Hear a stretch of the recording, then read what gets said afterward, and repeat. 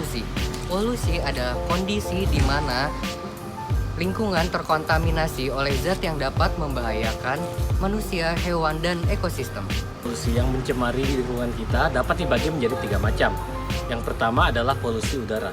Polusi udara bisa disebabkan oleh gas atau partikel zat yang ada di udara.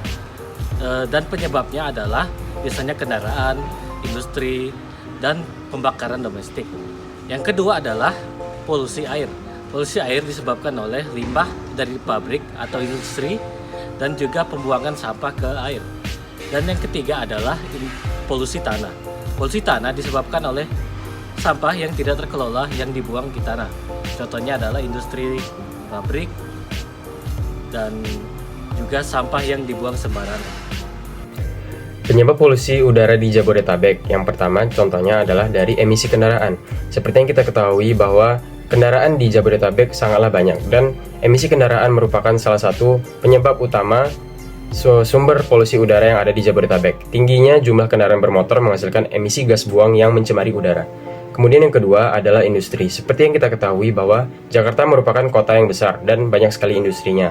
Dan dari industri-industri tersebut, mereka menghasilkan banyak sekali limbah. Limbah industri dan polutan udara dari pabrik tersebut menjadi sumber signifikan polusi yang ada di Jabodetabek. Selain itu, ada juga pembakaran sampah oleh masyarakat. Praktik pembakaran sampah yang tidak terkontrol menyumbang pada polusi udara yang sangat signifikan. Selanjutnya dampak polusi. Polusi dapat berdampak terhadap kesehatan manusia, misalnya dari gangguan pernapasan, penyakit kulit, dan masalah kesehatan lainnya. Kemudian dari ekosistem juga dapat terdampak oleh polusi, misalnya dari kerusakan lingkungan, kepunahan spesies, dan degradasi tanah.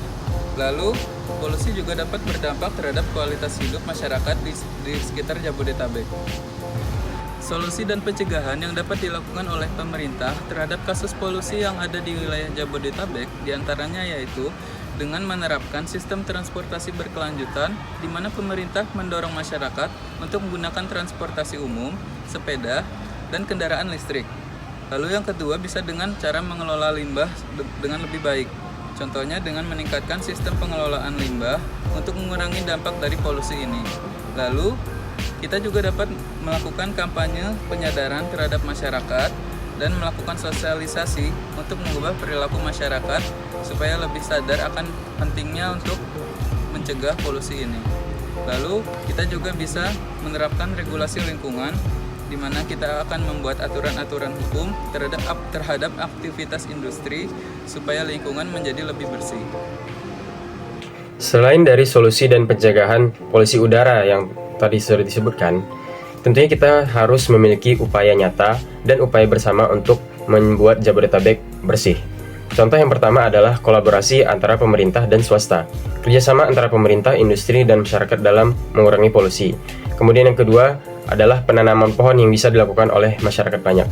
Jika kita menanam pohon dengan masyarakat banyak, tentunya akan meningkatkan kualitas udara yang lebih signifikan. Dan yang ketiga adalah inovasi kimia hijau. Seperti yang kita ketahui, kita sudah berada di era modern yang menggunakan teknologi dan semuanya ilmu pengetahuan telah berkembang. Kemudian kita harus mendorong inovasi dan investasi pada teknologi ramah lingkungan. Dengan langkah-langkah ini, mudah-mudahan Jabodetabek dapat mengatasi tantangan polusi dan menciptakan lingkungan yang lebih bersih, sehat, dan berkelanjutan untuk generasi mendatang.